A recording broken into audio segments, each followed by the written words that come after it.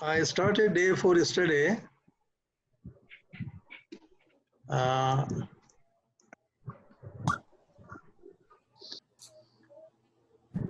And trying to introduce you with some basics of Indian philosophical systems.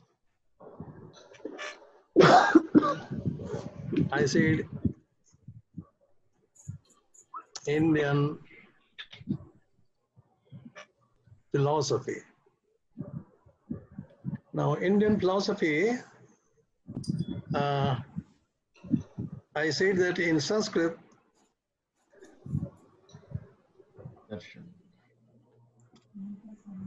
you have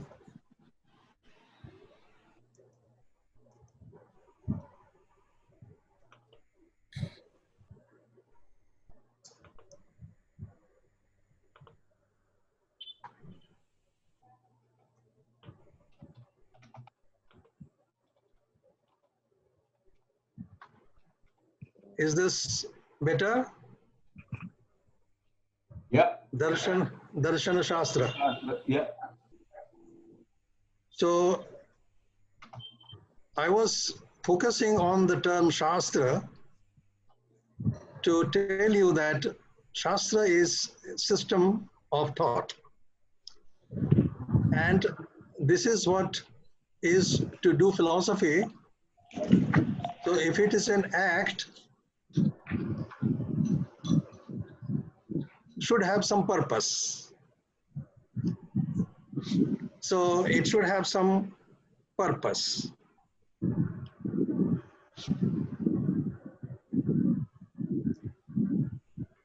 Prayojana.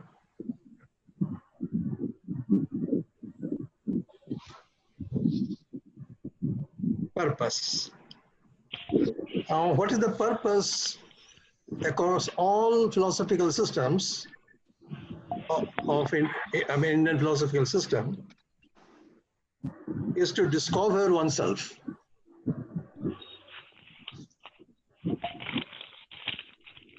Through materializing transformation. This is what I was addressing. And therefore, I concluded that Indian philosophy is not an intellectual exercise, but it's a program for transformation. And hence, Indian philosophy is life-centric. Now, I would, particularly the young researchers who have joined this program, I would request them to look at each Indian philosophical system from this angle. Namely, that it's a model, each system is a model of transformation. And the transformation, as I said,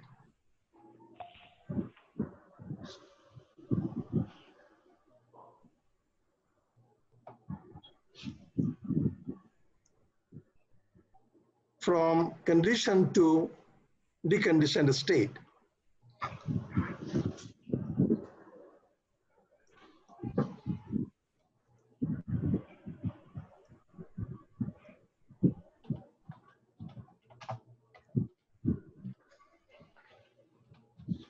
From conditioned to deconditioned state. This transformation model, each system has its own model to transform. Now, the conditioned state in which we all are, and for that the Sanskrit term that I introduced was Baddhavastha.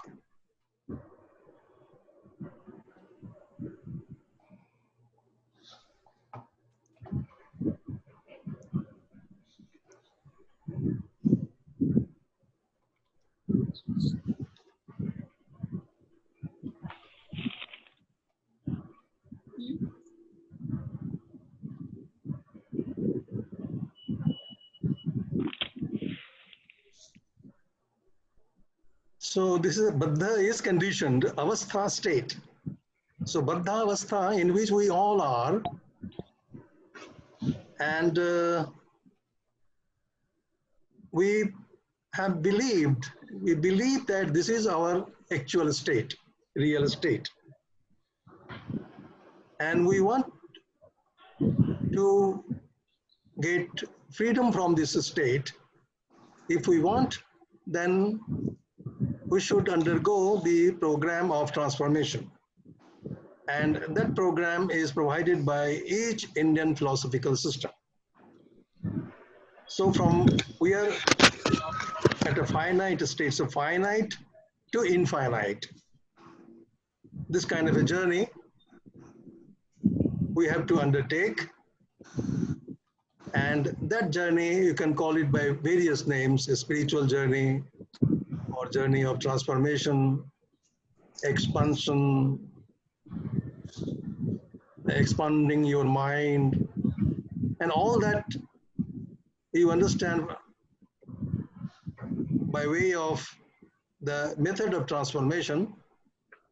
That is what it is intended by Indian philosophical systems.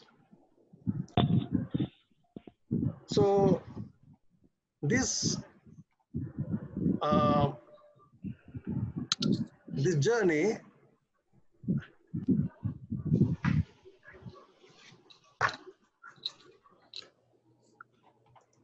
so this, as you said, that from this state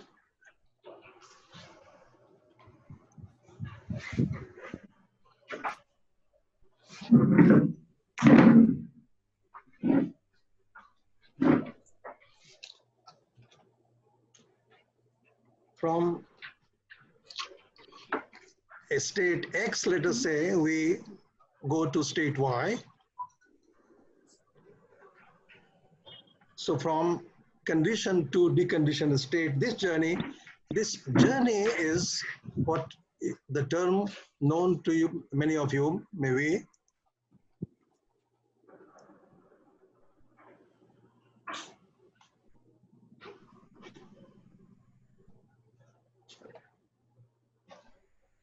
Marga. So this marga, so each system has a method of transformation. We call it marga, by following which you get transformed. This is what the planning of each system is. That has to be kept in mind. So you have Jnana Marga, you have Karma Marga, you have Bhakti Marga. So path of knowledge, path of devotion. Then Yoga Marga, you have path of meditation. Whatever you take, the ultimate aim will be to arrive at your actual state, your real state. Now you'll see that then we said that we have a set of philosophical systems.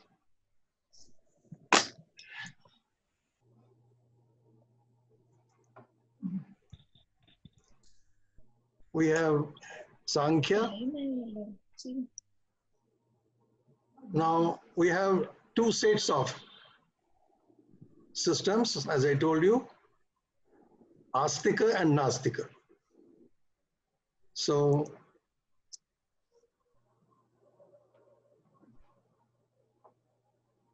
Astika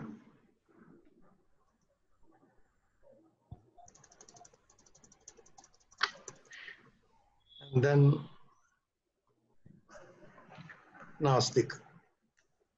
In these two sets, now Astika term, as I hinted that it does not mean that he is a believer in God or non-believer in God is Nastika. That is not the meaning. The meaning is that one has who has accepted the authority of the Vedic texts is Astika, and one who raises questions against those texts is an Astika. Now, why I say this will be clear when I further mention the facts. Now you have, for example, you have Sankhya. Then you have Yoga, Nyaya,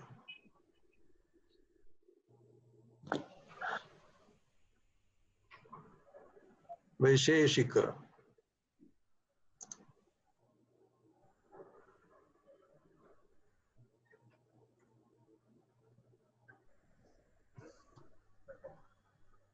Purvamivamsa. Then you have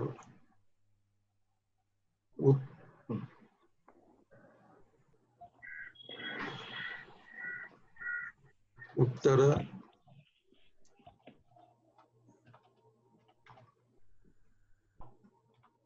Mimamsa. So these come under the set of Astika Darshanas.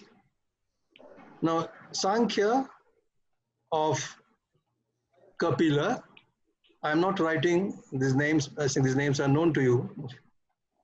Sankhya of Kapila, Yoga of Patanjali, Nyaya of Gautama, Vaisheshika of Kanada, Urvamimamsa of Jaimini, Uttaramimamsa of Badrayana. So, Kapila,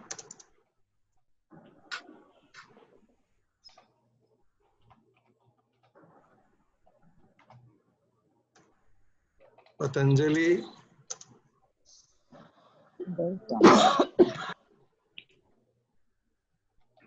Gautama,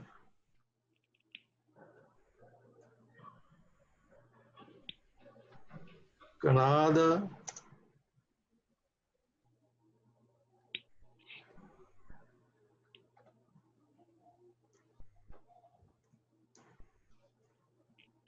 Jaimini,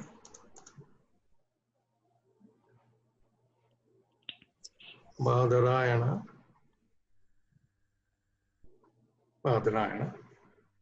So these are the propounders of these systems, Sankhya, Yoga, Nyaya, Vaisheshika, Purvamimamsa, Uttaramimamsa, respectively Kapila, Patanjali, Gautama, Kanada, Jaimini, and Badrayana. Now here you will see that the Sankhya introduced two concepts.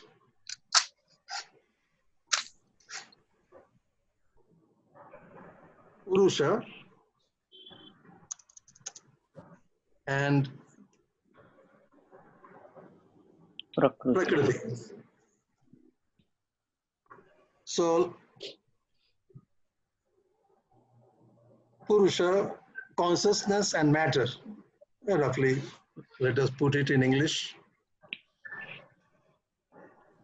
And the system expects that the means to discover myself will be to have the knowledge of difference between this and this, Purusha and Prakriti. So Purusha, Prakriti, Viveka Khyati.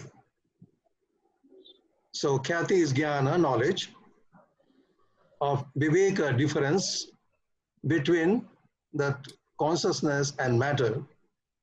Once I have this, then I go back to my own real form. Look at yoga. Yoga also yoga clearly says that it's a disciplining your mind, and you have, say, you are expected to reach sampragyata and asampragyata.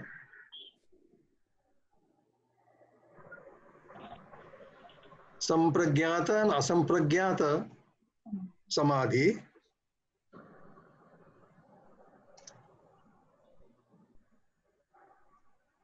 I am not written fully. Sampragyata and asampragyata.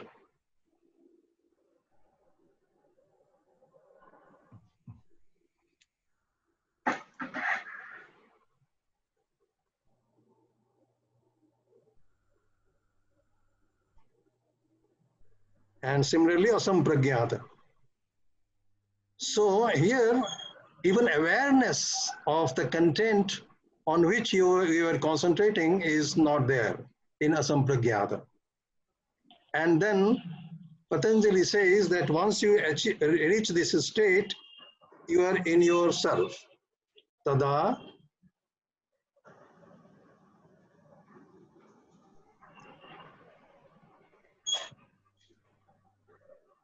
swarupe drashtu. Tada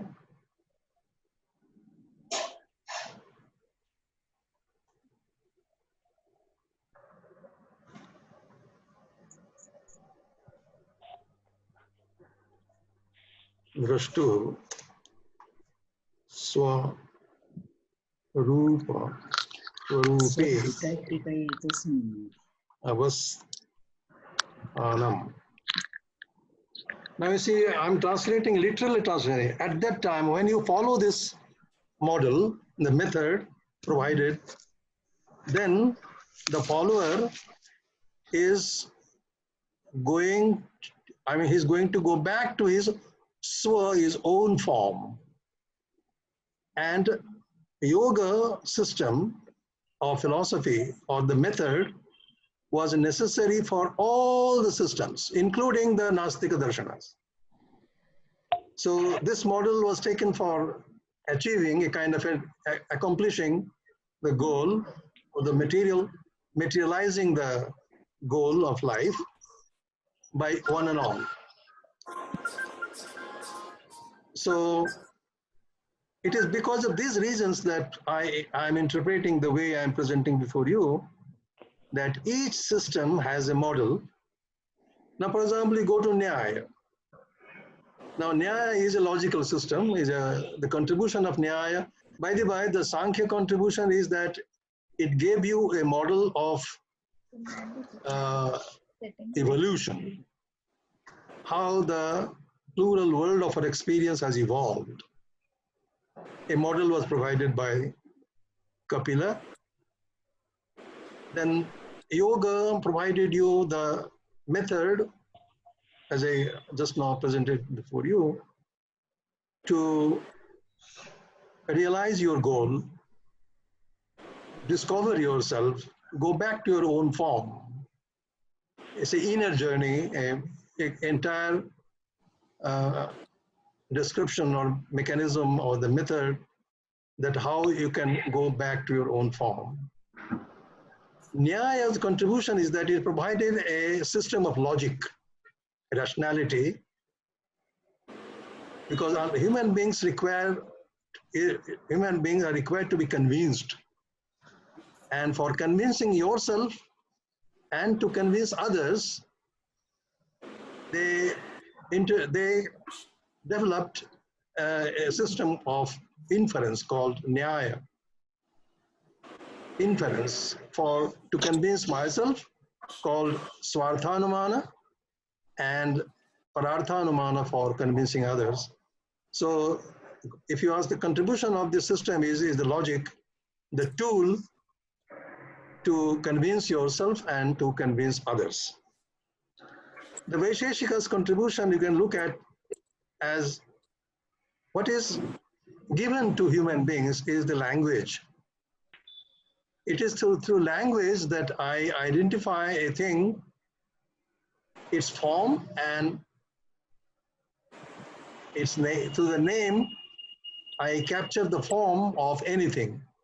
It may be subtle, like Paramanu, I would say the atom, they went up to that. So from Paramanu up to gross, anything up to even Ishvara, even God. So they did that through language. So I thought that if we analyze language, language captures thought, and thought has content. Content is nothing but the universe with which we behave.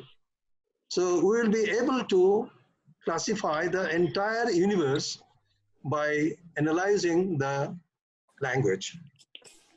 And that's a great idea of the Vaisheshikas, and through that they started.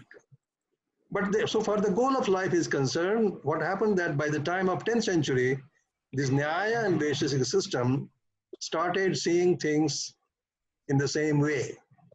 And so by 10th century, these two systems merged into one called Nyaya Vaisheshika system. Then Purva Mimamsa of Jaimini is the greatest contribution is that it developed the tool of discourse. A communication when you do, you don't always do with a one sentence, it may be a volume, maybe multiple volume, but you want to make some point. Now, how to derive, how to decode a passage or a volume or volumes, what it means. So the system is called Arthashastra.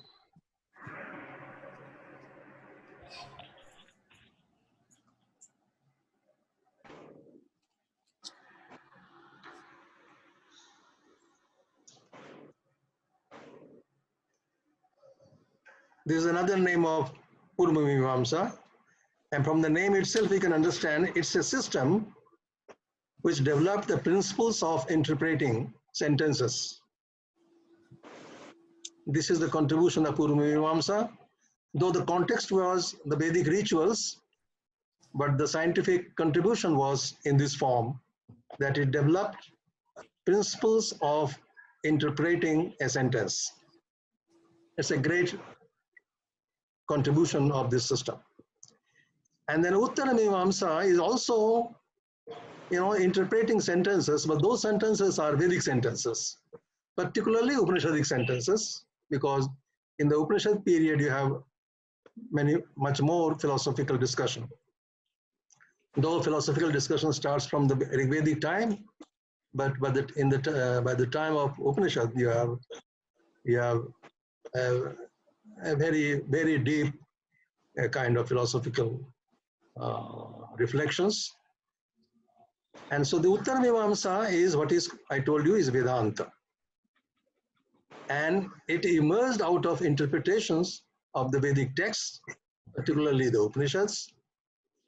And so you have, for Sankhya, all of them were in the form of sutras. So you have Sankhya Sutra, Yoga Sutra, Nyaya Sutra, Vaisheshika Sutra. Sutra means a small sentences, a collection of that, arranged in a particular order, rationally, to build the system. So each one has a text, Purva Mimamsa of Jaimini. So you have Jaimini Sutra, Mimamsa Sutra, and then Brahma Sutra is in Uttara Mimamsa, because we are going to study this Vedanta, Shankara's Vedanta. Now, with this, I have added a few more information in this way. And then each system developed, and each system has got huge literature. Now, many people think that there was as, as, as you have in other cultures, dialogue. But here, the form of a dialogue was writing commentaries.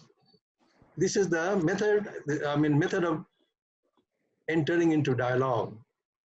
So sutra, then you have bhashya, then over that bhashya, then commentary, then commentary, then commentary, then commentary on that.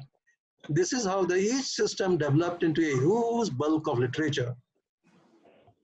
And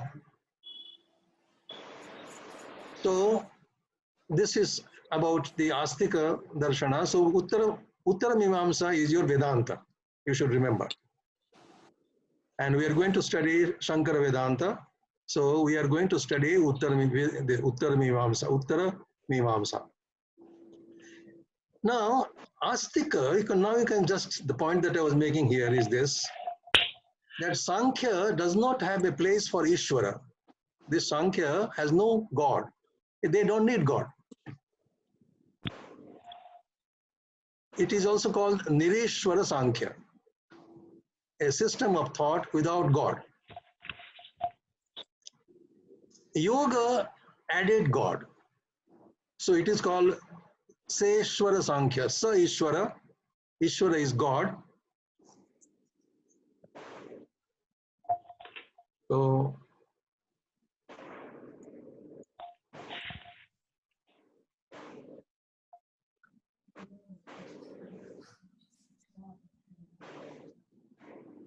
Seshwara,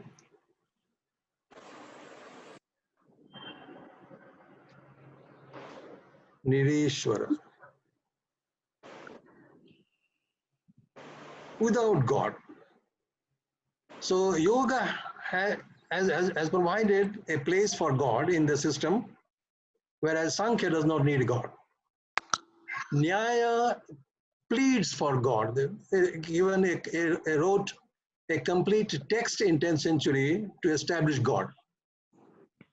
So all the discourses which have gone on before 10th century have been taken into account, and they wrote a text called Nyaya Kusumanjali, exclusively on God, to establish God.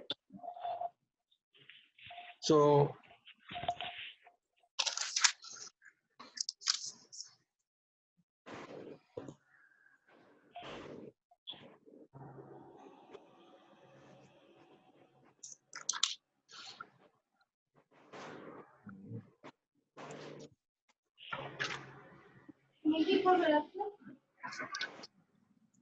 Nyaya Kusumanjali, to establish God. Purva Mimamsa does not have God. They don't need God. Uttara Mimamsa, now you have Vedanta. We will be elaborating this further.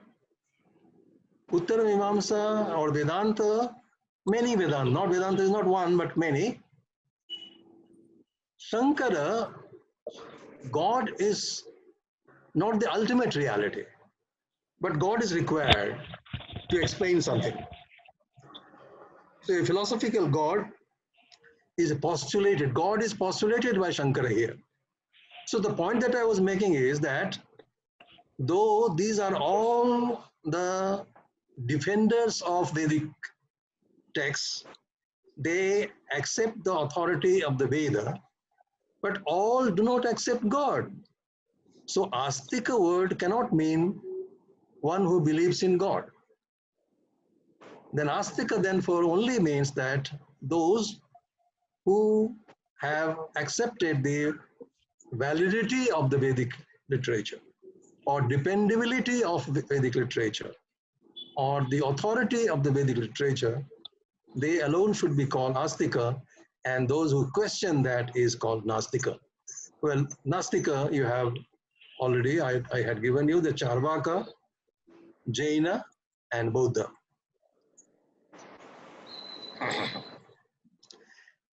Now,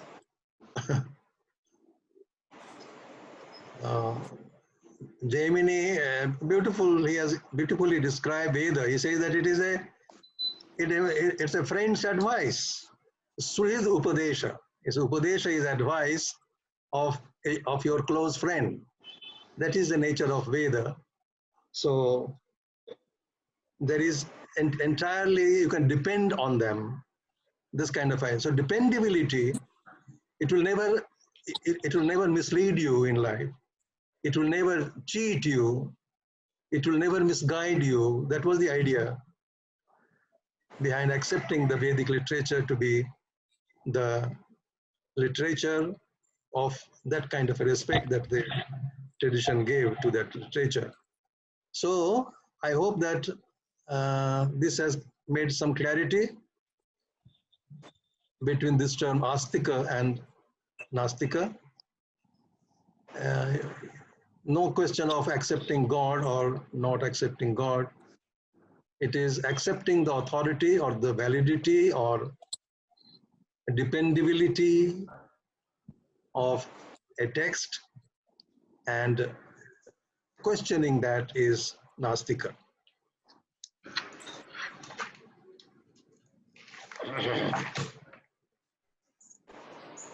Nevertheless, all of them are, as I told you, they all direct you to achieve the goal. Now, going to Uttara Mimamsa, for example, now,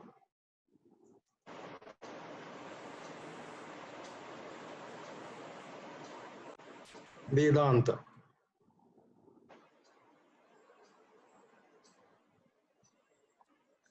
In Vedanta, you have Advaita, you have Dvaita, you have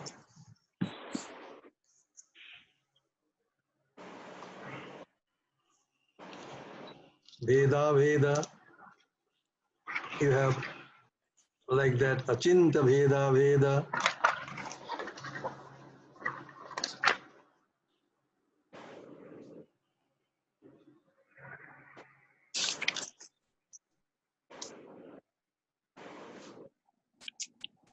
So you can see this Advaita. Advaita will further understand. Dvaita of Madhva, Veda of Bhaskara,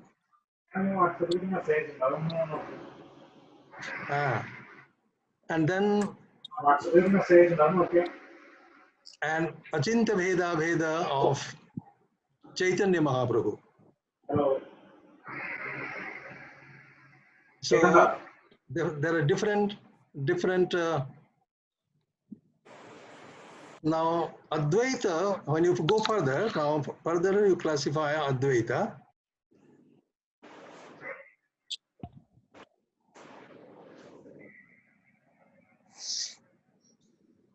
Now the Advaita, you have various Advaita type, Kevala, Advaita, Vishishta,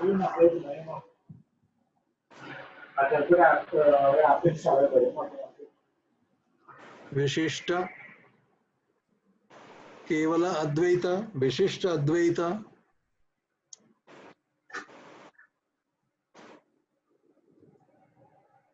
Suddha Advaita,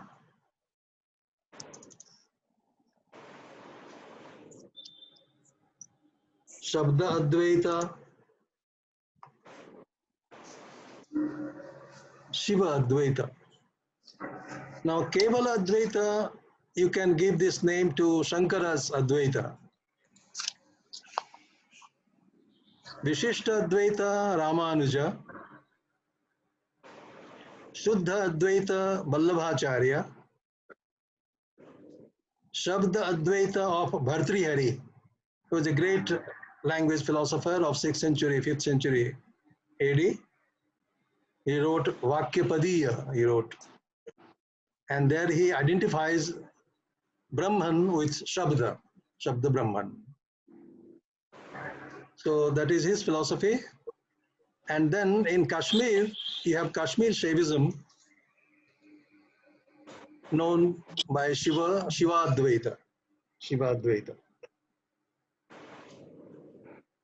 So you have Shankara, Ramanuja, Vallabha, Bhartrihari, and then Kashmir Shaivism. These are the various varieties of Advaita. We will be, because we are going to read Tattvabodha, which is Shankara's Advaita. So I'm giving you all this so that you'll be able to locate Shankara and then his text, and so it will help you in understanding in a better way. Now,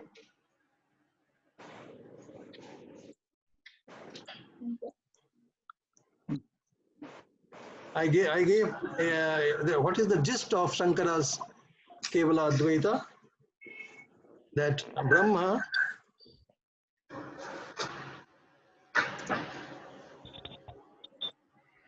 Satyam. Next is Jagat is Mithya.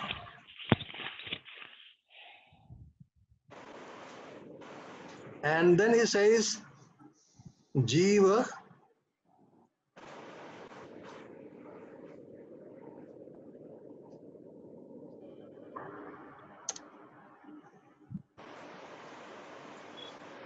Eva Na Aparaha. Emphatically, he says that there is an identity between the two. Na Aparaha. Nothing else, because there's nothing else as reality. So the reality is only this.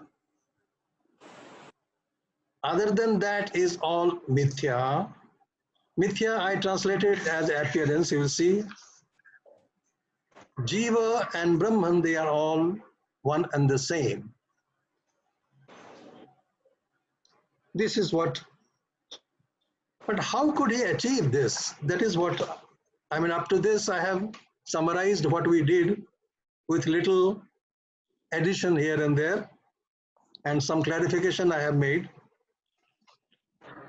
Now the next point that I want to bring to your notice is this. I think, I don't know how long should I continue, but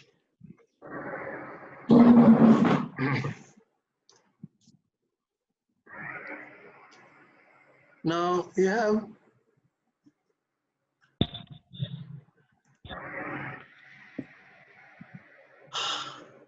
in the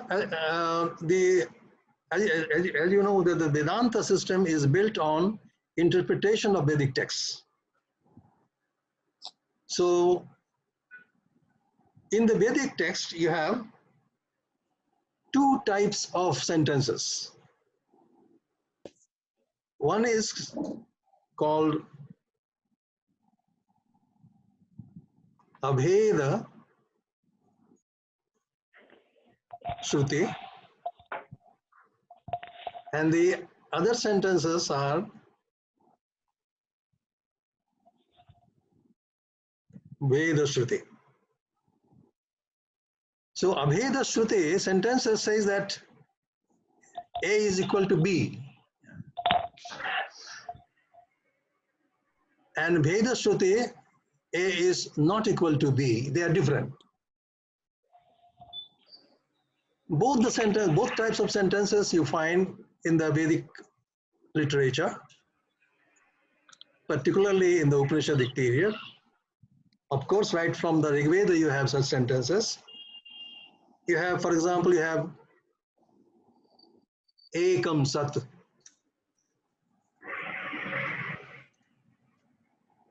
In the Rig Veda, you have this Ekam Sat Vipraha Bahudha Vadanti. The wise men call it by different names. So the reality is only one. So what Shankara did, or might have done, it is all my analysis. What he must have done is that he took all these sentences, which can be the group of Abheda Shruti, together. Then he says in the beginning of the creation also ekameva dvitiyam idamagram asid sadeva somya idamagra asid. The Sat was only, so before the creation it was Brahman.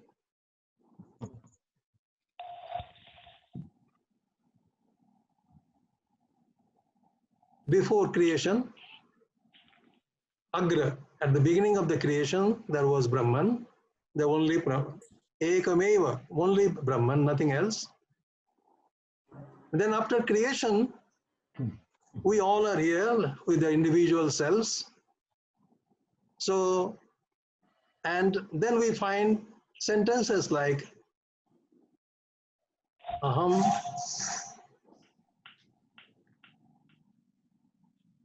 Brahma Asmi. I am Brahman, one sentence. Another sentence, Tat Tvam Asi. You are also the same. Tat is the Brahman. A neuter, you can see the neuter.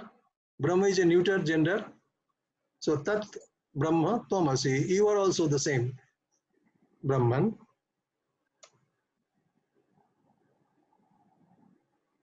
Sarvam Khalu Idam Brahman. Sarvam Khalu Idam. Sorry. Brahman. All that is nothing but the Brahman. Then in the Sarvam Khalu Idam Brahma. Now in the Purusha Sukta, you have Purusha Eva Idam Sarvam. Another name of Brahman is Purusha. Purusha Eva Idam Sarvam. And what happened? That which was yesterday and today is not there. He says Yatcha Bhutam. That which was yesterday is also Brahman. And what is going to happen tomorrow if something comes is Brahman. So Yatcha Bhutam, Yatcha Bhavyam. And in this way, these sentences, you see, Am Brahma, so you can say identity. Tattvam, identity. Sarva Brahma, this identity. So these are called Abheda Sruti. Bheda means difference. Abheda is identity. Absence of difference. Shruti is Vedic sentence. So a Vedic sentence which tells you, which informs about A is equal to B. And another set of sentences you will find, and those say that A is not equal to B. Now what Shankara might have done, that Shankara collected this all and built his system. And that system is Kevala Advaita. Now what I do is, so you have Veda Shruti and Abheda Shruti. Now if you take, for example, if you treat Veda Shruti as A,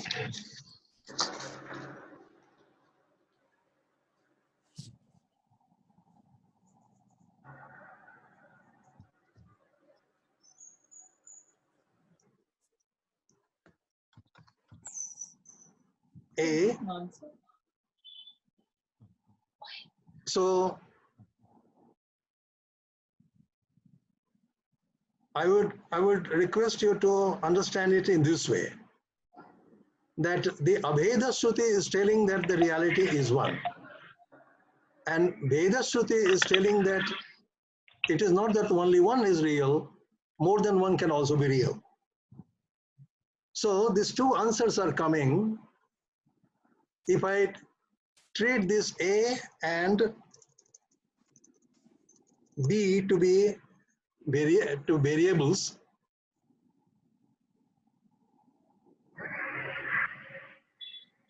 then when there are two variables, you have four combinations possible. You have A,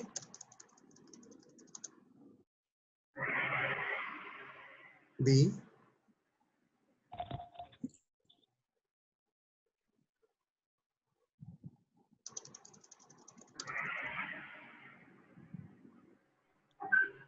B,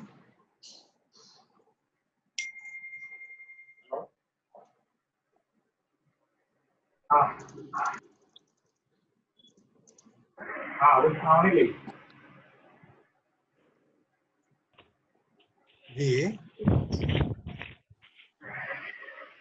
and Minus A minus B. huh? Minus A minus B. Minus A minus. Last one.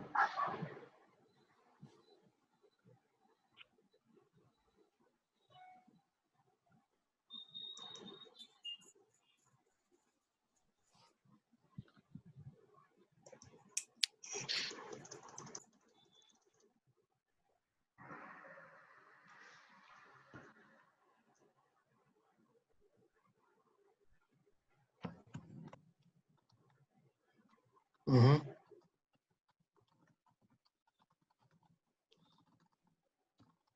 You see, I know nothing in the computer, you know.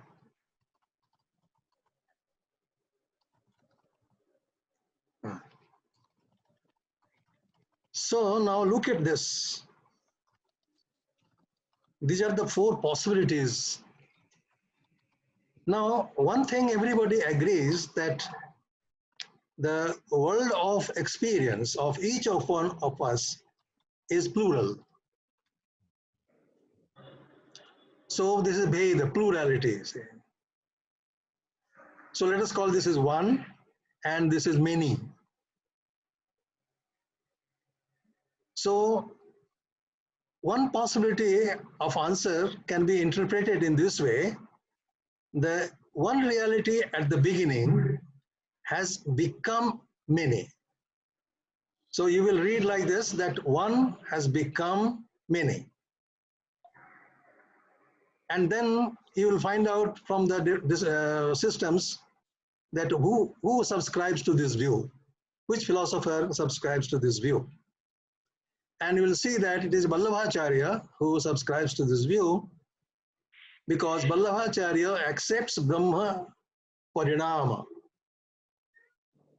Now, if the gold and the ornaments made out of that gold, that ornament also is gold. That was the argument. And so avikrita parinama, that is what the terms are. We do not have so much luxury of time. So you have A has become B, that is one has become many, is one philosophical system, one system. Another, this is Shankara. This is Shankar. Please mute your audio. One appears as many.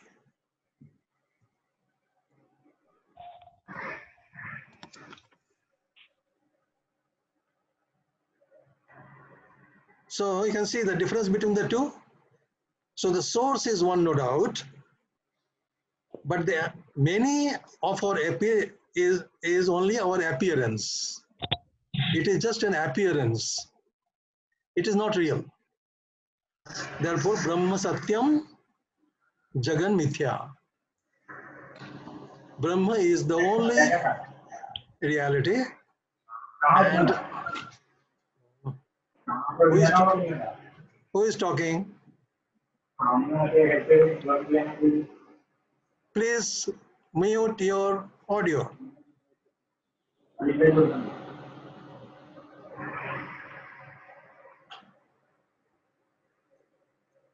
Now you will have all time. There will be question answer sessions. I will keep all these questions if you have mind. Definitely you will have questions. We'll discuss them later.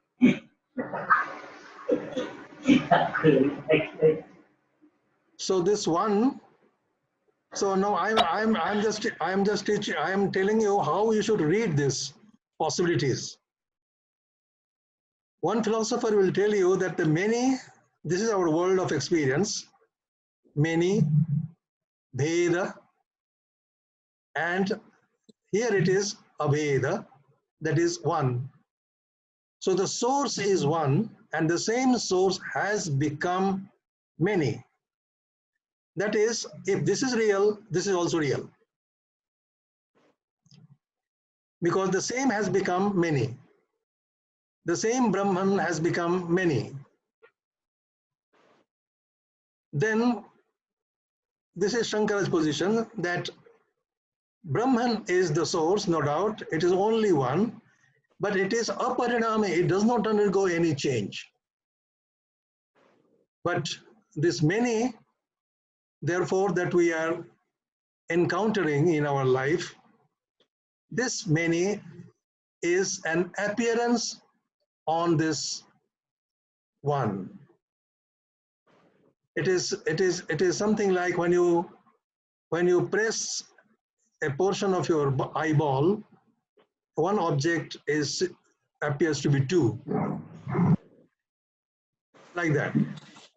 So he will give all. With the text also we are going to do that. So I want you to get prepared for this idea that the reality is one, and the plurality, the singularity, the reality is the singularity, and the plurality is an appearance. These are the realist position. The Naiyayikas will say that source is not one, source itself are many, so many have come from many, not one. And the Buddhist will say, the idealist Buddhist will say that the plurality is neither from one of this variety nor from B. So neither A nor B. That is, one has the plurality or the many has come neither from one nor from many, because everything is momentary, and therefore this kind of one getting derived from the other, so sthayitva is denied, and therefore you cannot have either this as a source, many as the source, or the one as the source to explain the experiential plurality. This is the position of Buddhism. So I find that if you